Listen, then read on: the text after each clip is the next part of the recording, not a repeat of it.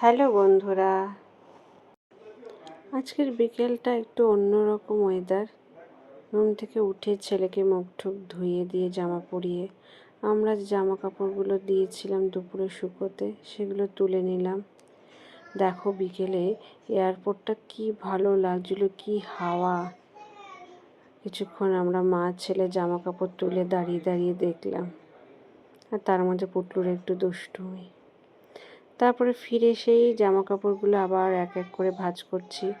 সেখানে পুটলু আমাকে অনেকটা সাহায্য করছে, একটা করে জামা এগিয়ে দিচ্ছিল, আবার একটু আদর করছিল। সব গোছানোর পর সব রেখে দিলাম। এখন একটু ও ঠাম্মির ঘরে এসে সূর্যটা অস্ত যেতে দেখছিল, কি ভালো লাগছিল। এখন ও একটু খেতে চাইলো, তাই মা ছেলে মিলে একটু বসে বসে কেক খেলাম। তারপর ওকে একটু চিড়ে ভাজা দিয়ে আমি একটু জামা সেলাইয়ের ছিল কাজ, আধা ঘন্টা বসে বসে ওই করলাম, ওকে সামনে বসে খেতে দিয়ে। আমিও খাচ্ছি, ও খাচ্ছে। তারপর ও একটু পড়াশোনা করছে, আমারও একটু কিছু হিসেব নিকেশের কাজ ছিল, আমিও করছি। এইভাবে মা ছেলে মোটামুটি 8টা অবধি সময়টা কেটেই যায় ঘুম থেকে ওঠার পরে।